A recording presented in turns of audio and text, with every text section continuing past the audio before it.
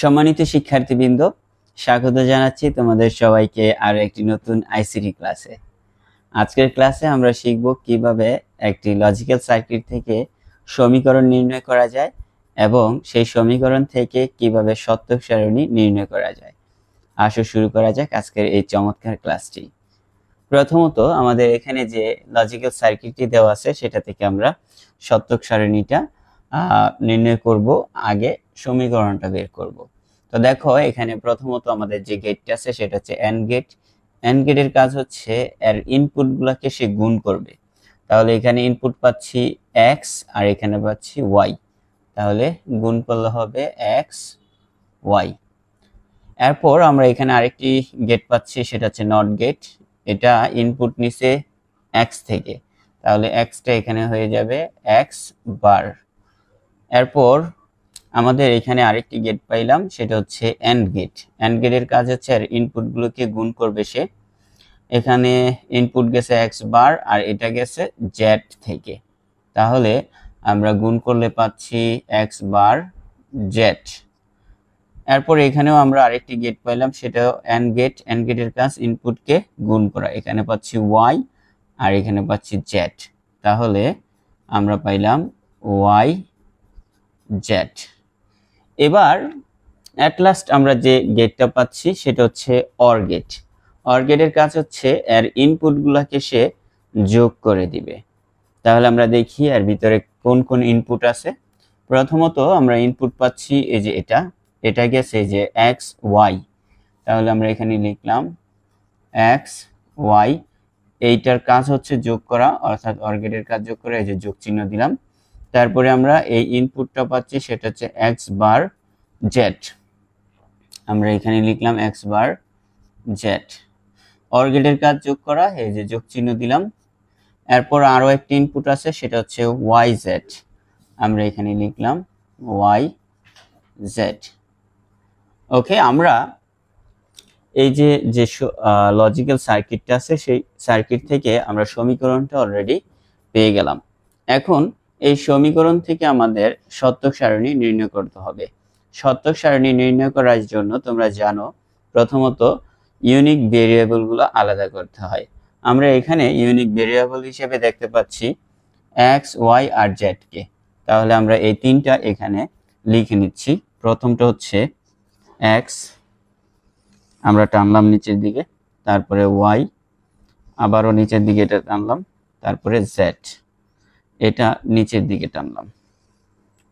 এরপর আমাদের লক্ষণীয় বিষয় হচ্ছে কারো উপরে সিঙ্গেল বার আছে কিনা। আমরা এখানে দেখতে পাচ্ছি এক্স এর উপরে সিঙ্গেল বার আছে, এই যে এক্স, এটার উপরে সিঙ্গেল বার আছে, তাহলে সিঙ্গেল বারেরটা আগে লিখব। এরপর আমরা গুণের গুলা কাজ করব। এই যে এক্স এবং ওয়াই গুণ অবস্থায় আছে, আমরা এখানে লিখলাম এক্স ওয়াই। এরপর আরো গুণ অবস্থায় আছে এক্স বার জেড, এখানে আছে এক্স বার, তারপরে জেড, নিচের দিকে টানলাম। তারপরে এটা আছে ওয়াই জেড, আমরা এখানে লিখলাম ওয়াই জেড, নিচের দিকে টানলাম। এরপর এই যে সম্পূর্ণ যে সমীকরণটি পুরোটা যোগ অবস্থায় আছে, তাহলে পুরোটা আমরা যোগ করছি। প্রথমত লিখছি এক্স ওয়াই যোগ এক্স বার জেড যোগ ওয়াই জেড।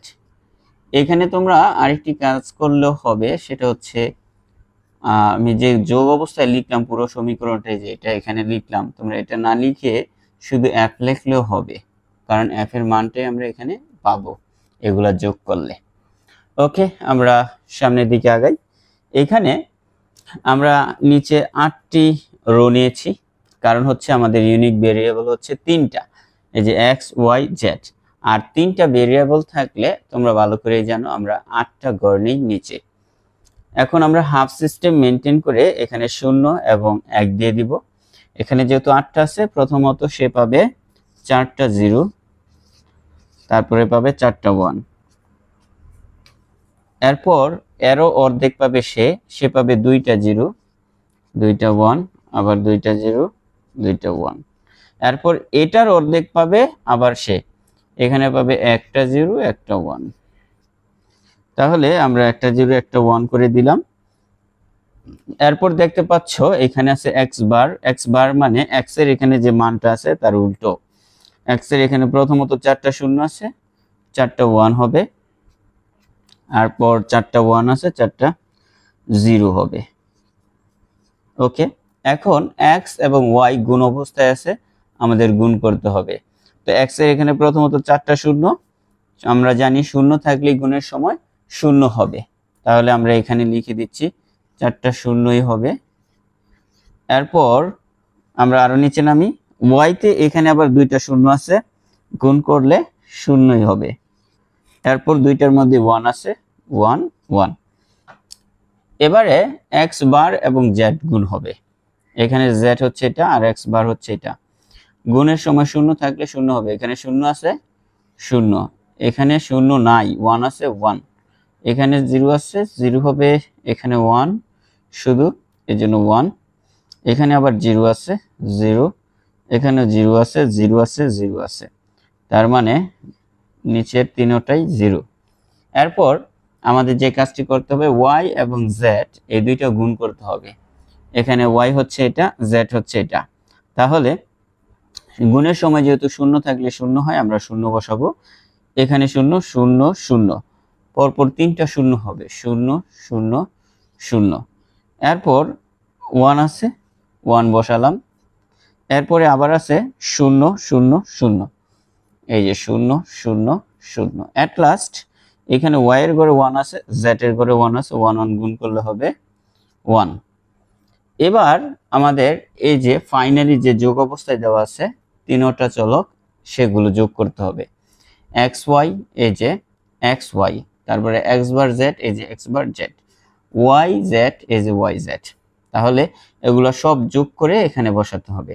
আর তোমরা ভালো করেই জানো যোগের সময় যদি 1 থাকে তাহলে 1 বসাতে হয়।